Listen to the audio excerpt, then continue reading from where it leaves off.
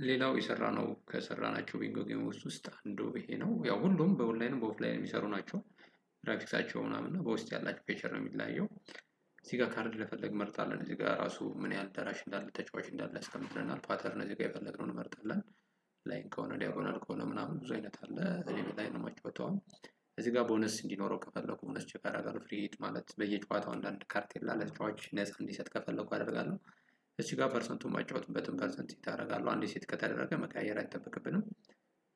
ከዛ እዚህ ጋር ፕራይስ ሴቲንግ የሚለው በእያንዳንዱ ጥሪ ስንት ብር እንደሚሰጥ ነው። ቦነስ እንደሚሰጥ በአራት ጥሪ ለምሳሌ 200 ብር ስጥ ምናምን ብዬ ካስቀመጥኩት በአራት ጥሪ የሚዘጋ ሰው 200 ብር ይሰጥልኛል ማለት ነው። ሌላኛው ጃክፖት ነው። ጃክፖት በዚህ ጋር ኮንፊገር አደርጋለሁ።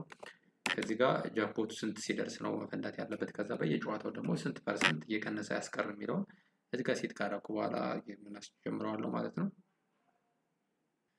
ሰው በቀጣይ ካርቴን ላይ እና እዚህ ጋር እጫወታለሁ ማለት ነው። ለምሳሌ በ10 ሰው ነው የሚጫወተው 20% ቆረጠው 80 ብር ይሆናል ማለት ነው ደራሹ። ካርዶ መመዝገቡን ያረጋግጡ። ሰው እዚህ ጋር ጌሙ መጣ። ከዛ እዚህ ጋር አስጀምረዋለሁ። ጨዋታው ጀምሯል።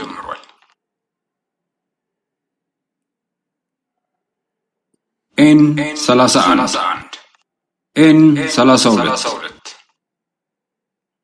አይ 20 እዚህ ጋር የሚያሳየው አይ 16 ነበር 10 ብሩ ያው የጃክፖት ኤን 38 ክሬት ስላለው አንድ ካርቴላ ነፃ ስለሆነ ኦ 7 ጃክፖት ያሳየኛል። 4 ብር ተጠራ። ኤን 41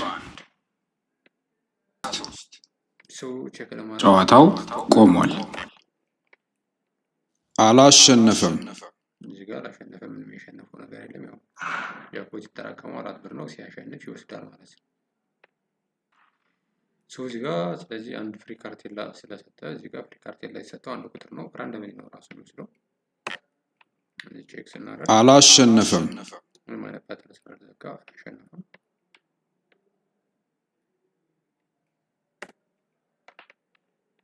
አልፎታል። ይሄ አሸንፏል፣ ግን እዚህ ጋር አልፎታል። በዚህኛው በዚህ ሲዘጋ ወር ደግሞ ሪሰንት በተጠራው እኮ ጥሪ አይደለም የዘጋ ማለት ነው።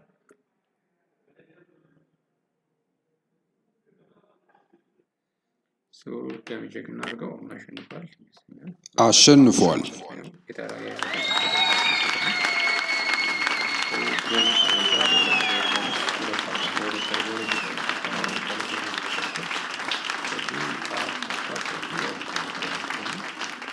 አሸንፏል ማለት ነው። ይሄኛው ደግሞ ይሄኛው አይነት ጌም እዚህ ጋር ሪፖርቱን የሰራ ነው በየቀኑ ማየት እንችላለን። እዚህ ጋር በተመሳሳይ ካርቴላ መቀየር ከፈለግን መቀየር ይቻላል። አሁን አክሰስ የለኝም ለመቀየር።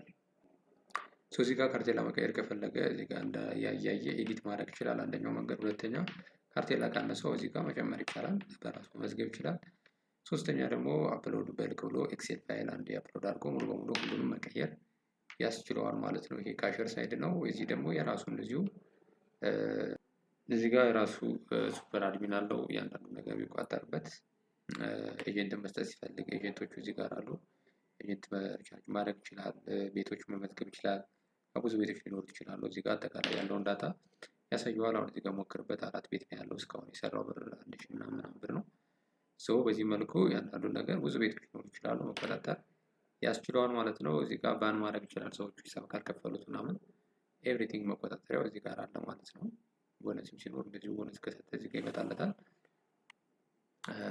ኢንሾርት ይህን ይመስላል በዚህኛው ዲዛይን ማለት ነው። ይሄኛው አራተኛው ቢንጎ የሚሰራ ነው። ሌላ አይነትም አለ።